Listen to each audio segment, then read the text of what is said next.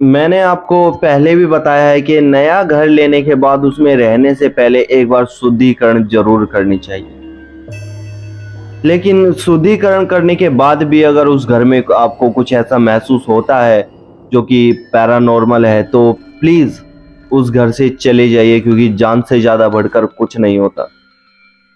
आज भी इस घर को कोई नहीं खरीदता। जो इस घर के पहले मालिक थे ना, वही आज इस घर में वापिस रहने आ चुके हैं। वही इस घर में रह पा रहे हैं। बाय द वे, इस घर में कोई नहीं रह सका। कई लोगों ने इस घर को लिया, कई लोगों को बेचा गया, लेकिन कोई नहीं रह सकता इस घर में। लोगों का कहना है कि इस घर में कोई एक आत्मा है जो हमें साफ तौर पे से दिखाई देती है। हालांकि आज तक जिन लोगों ने भी ये घर लिया है, उनका उस आत्मा ने, स्पिरिट ने नुकसान तो नहीं किया कुछ, लेकिन लोगों का कहना है कि वो दिखाई जरूर देती है। आज की कहानी एक बच्चे के बारे में है, निखिल की।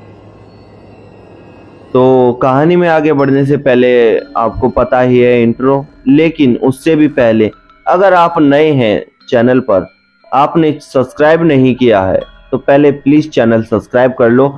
वीडियो को लाइक एंड में कर देना अगर कहानी अच्छी लगे तो ही, करना नहीं तो मन है आपका, लेकिन सब्सक्राइब कर लीजिए प्लीज यार। और वीडियो एंड तक देखना, पता चलेगा क्या हुआ और इस घर को कोई क्यों नहीं रह पाता इस घर में। नमस्कार दोस्तों, जय भोलेनाथ। मेरा नाम है शंकर। मैं कहानियां सुनाता हूँ, ऐसे किस्से और कहानियां लेके आता हूँ आप सभी के लिए जो सच्ची घटना पर आधारित होते हैं। आप सभी लोगों में से कुछ लोग मेरे पास ये किस्से कहानियां भेजते हैं और उसे मैं अपनी आवाज में डब करके आप सभी लोगों तक पहुंचाता हूँ। मैं कहानियों में लोग कहते हैं कि कुछ ऐसा डरावना सा लाओ, कुछ ये लाओ।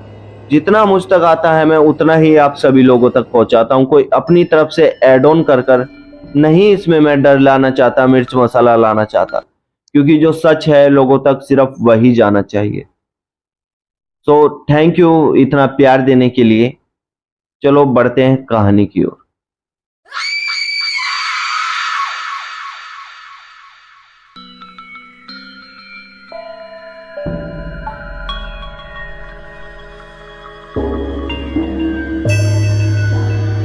निखिल के पेरेंट्स किराए पर रहते थे। दोनों ही जॉब करते हैं, दोनों ही अपना घर का खर्चा मिल बांट कर चलाते हैं। पैसे इकट्ठे कर कर दिल्ली में एक प्लॉट लिया था। दिल्ली में प्लॉट लेने के बाद यहाँ पर रहना शुरू कर देते हैं। काफ़ी सालों की मेहनत के बाद इतना बजट बन पाया था कि एक खुद का घर ले सके। लोगों ने बताया कि घर है जो ठीक दामों पर मिल रहा है, दिल्ली के हिसाब से थोड़ा सा सस्ता है, वो घर ले लीजिए और वहाँ रहिए, ठीक है, घर बना बनाया है। तो निखिल के पेरेंट्स फटाफट से घर ले लेते हैं और रहना शुरू कर देते हैं। अभी घर में रहते हुए 2 ही दिन हुए थे और निखिल का जो स्कूल था वो भी घर से काफ़ी पास में ही था। 2 ही दिन होते हैं तो दूसरे दिन निखिल अपने स्कूल से घर वापस आता है। निखिल के पास घर की चाबी थी। घर को खोल के घर के अंदर जाता है और जाकर बेड पे बैठ जाता है। निखिल को बहुत तेज भूख लगी थी। निखिल की मम्मी कुछ ना कुछ उसके लिए बनाकर जरूर जाया करती थी। आज निखिल की मम्मी ने करेले की सब्जी बनाई थी और निखिल को बिल्कुल पसंद नहीं थी करेले की सब्जी। निखिल ज़्यादा बड़ा नहीं था, 8-9 साल का लड़का था। तो निखिल अपनी पड़ोस वाली शकुंतला आंटी के पास जाता है, जिन्होंने खुद घर पे आके इनको कहा था कि किसी भी चीज़ की ज़रूरत हो तो मेरे पास आ जाना बच्चों, मैं आपको मना नहीं करूँगी। निखिल शकुंतला आंटी के पास जाता है, उन्हें कहता है कि आंटी मुझे बहुत ज़ोरों की भूख लगी है, क्या कुछ खाने को मिल सकता है? शकुंतला आंटी कहती है कि हाँ बेटा बिल्कुल, 2 मिनट बैठो, मैं आपके लिए लेके आती हूँ। 1 गिलास दूध और कुछ कुकीज निखिल को शकुंतला आंटी दे देती है। दूध और कुकीज लेकर निखिल घर पे जाता है और घर पे जाकर अपने बेड पर खाना रखकर थोड़ी देर लेट जाता है। बेड पर बैठा ही होता है, न जाने क्यों ऊपर वाले कमरे में से एकदम से आवाज आती है, जैसे कि कोई चीखा हो जोरों से। निखिल ऊपर जाकर देखता है तो ऊपर एक बच्ची बैठी है 10 साल के करीब, जिसने बाल अपने फेस पर गिरा रखे हैं। निखिल उस बच्ची से पूछता है कि तुम कौन हो और मेरे घर में क्या करने आई हो? वो बच्ची कुछ जवाब नहीं दे रही थी, और ये आई कैसे निखिल के घर में, ये निखिल परेशान था जानने के लिए। निखिल कहता है कि तुम बताओ मुझे, नहीं तो मैं आंटी को बुला कर ले आऊंगा घर में कि तुम चोरी करने के लिए हमारे घर में घुस के आ गई हो। निखिल जब उसके चेहरे पे से बाल हटते हैं और उसे देखता है तो भयानक तरीके से डर जाता है, क्योंकि वो कोई बच्ची तो नहीं थी। इतना डरावना फेस निखिल ने अपनी जिंदगी में देखा नहीं था अभी तक। 7-8 साल का तो था ही। डर गया, भागता भागता शकुंतला आंटी के पास जाता है और कहता है कि आंटी आंटी, हमारे घर में ना एक लड़की घुस आई है जो मुझे बहुत डरा रही है, परेशान कर रही है। शकुंतला आंटी कहती है, कौन है बेटा, मुझे चलो दिखाओ। शकुंतला आंटी को घर तक लाता है, कमरे में दिखाता है तो कमरे में कोई भी नहीं था। निखिल, मजाक कर रहे हो आंटी से? देखो मुझे बहुत काम है, प्लीज मजाक मत करो। और तुमने अभी तक ये फिनिश क्यों नहीं किया? आधा ही दूध पिया है। निखिल देखता है दूध के गिलास की तरफ। निखिल आंटी को कहता है कि मैंने तो अभी तक एक घूंट भी दूध नहीं पिया है, आधा भी नहीं पिया मैंने तो। आंटी कहती है कि बेटा कोई बात नहीं, तुम थक गए हो, थोड़ी देर सो जाओ, शायद तुम्हें अच्छा लगे। निखिल कहता है कि ठीक है आंटी, शायद मेरी ही कुछ गलत फहमी है। निखिल वापस बेड पे बैठ जाता है और बॉल उठाकर अपने पैरों के नीचे लेकर ऐसे घुमाने लगता है, और इस तरह से पैर मारकर सोचता है कि बॉल कोने में जाकर वहीं रह जाएगी और मैं अपने आराम से बेड पर टीवी देख लूंगा। जब पैर से ऐसे बॉल को मारता है तो वो कोने में जाने से पहले ही रुक जाती है, मानो हवा में किसी ने बॉल को रोक दिया हो, और वो वापस निखिल की तरफ आती है। निखिल वापस से अपना पैर बॉल पर मारता है, वापस उसी तरफ बीच में ही रुक जाती है, वापस निखिल की तरफ आती है।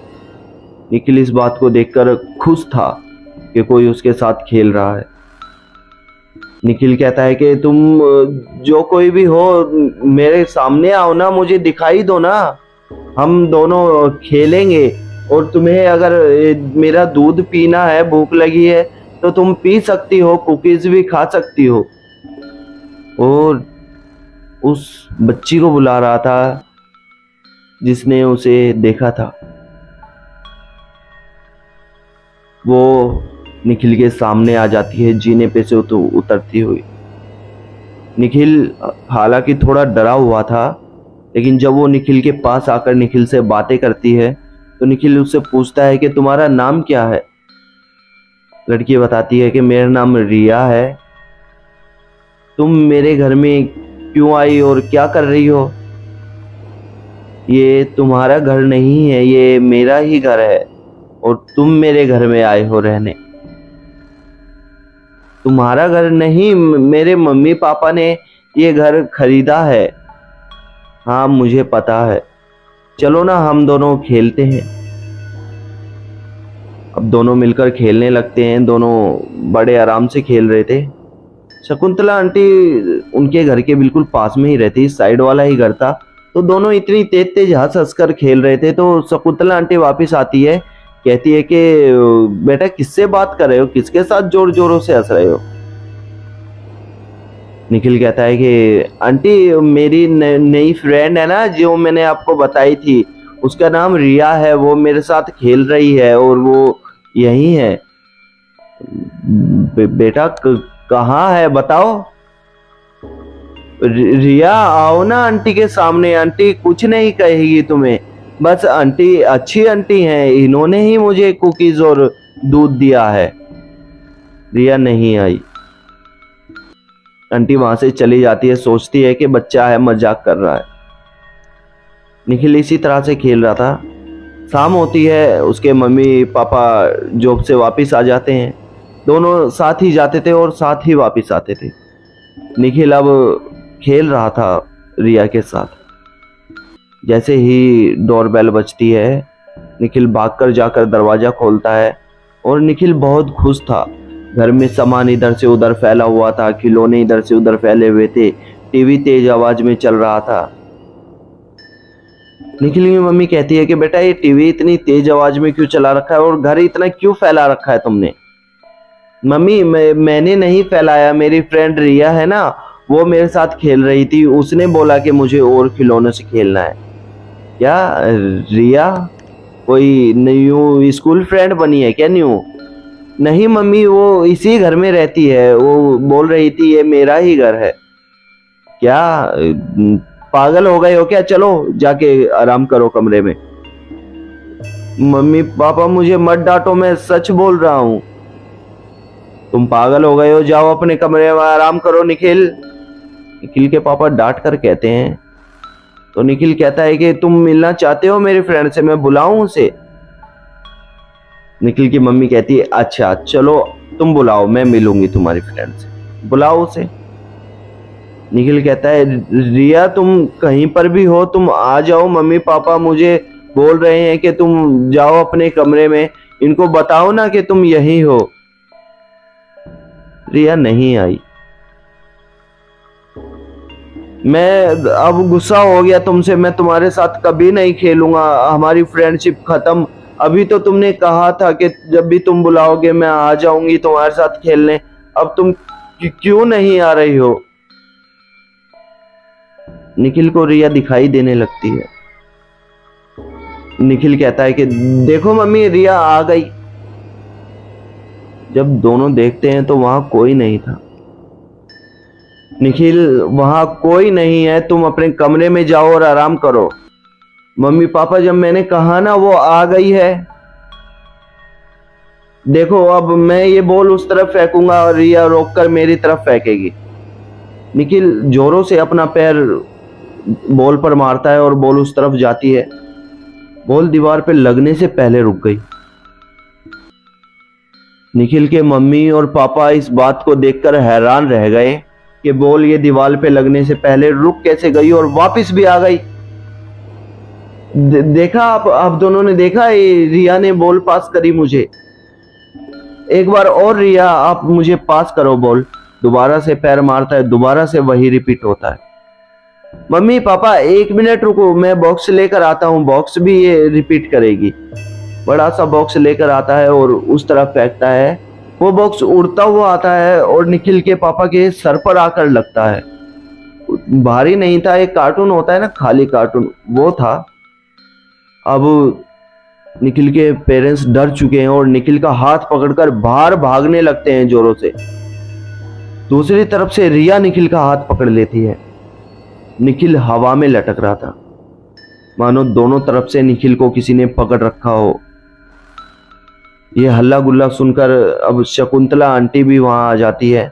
देखती है तो निखिल हवा में लटका हुआ है। शकुंतला आंटी कहती है कि ये आप क्या कर रहे हो, बच्चे को इस तरह से हवा में क्यों लटका रखा है और कौन है अंदर जिसने हाथ पकड़ा है बच्चे का? शकुंतला आंटी देखती है तो अंदर कोई भी नहीं है। ये कैसे हो सकता है? निखिल कहता है कि मम्मी पापा मुझे दर्द हो रहा है हाथ में। रिया या तो तुम मुझे छोड़ दो या तो मम्मी पापा तुम मेरा हाथ छोड़ दो, मुझे बहुत दर्द हो रहा है। रिया निखिल का हाथ छोड़ देती है और दोनों निखिल को लेकर भागने लगते हैं। कल ही वो उन्होंने इस घर को ओपनिंग करके रहने लगे थे और आज ये हो गया। उसी समय एक थोड़ी ही दूर रहने वाले पंडित को बुलाते हैं और जब उस घर में थोड़ी ताका झाकी की जाती है तंत्र विद्या से, तो पता चलता है कि इस घर में एक स्पिरिट है, एक आत्मा है। ये घर निखिल के पेरेंट्स बेच देते हैं, लेकिन जो इस घर में रहने आए थे ना, वो भी इस घर में नहीं रह पाए। आखिर में इस घर में वही लोग रहने आए जो इस घर के असली मालिक थे। रिया उसी मालिक की बेटी थी। उस परिवार में 3 बेटियां थी, जिसमें एक रिया भी थी। रिया का एक बार पता नहीं किसी तरह से किसी हादसे में जान चली गई, जिसके बाद रिया इसी घर में आत्मा बनकर रहने लगी। और कोई भी आया इस घर में, रिया ने कभी किसी को परेशान नहीं किया, बल्कि रिया तो उनके साथ खेलना चाहती थी। अब कहा जाता है कि रिया अभी भी उस घर में अपने परिवार के साथ रहती है और अपनी बहनों के साथ खेलती है। ये कहानी मुझे शकुंतला आंटी ने भेजी है। आंटी तो क्या कहूँ, मैं तो भाभी कहूँगा, ज़्यादा उम्र की नहीं है। शकुंतला भाभी जी ने भेजी है और काफ़ी सुंदर है। और भाभी नहीं, वो भाभी भी और कहानी भी। सॉरी शकुंतला भाभी जी, आप बहुत सुंदर हो। मैंने आपकी आवाज़ से ही पहचान लिया आपको। बेहद लाजवाब। क्या क्या कह रहा हूँ मैं, सॉरी। बाकी आप वीडियो को लाइक करें, चैनल को सब्सक्राइब करें। Thank you so much video and तक देखने के लिए। शकुंतला भाभी, आई एम सॉरी, मेरे मुंह से कुछ गलत निकला हो तो। बाकी thank you for video, thank you for watching and I love you all viewers. Thank you so much.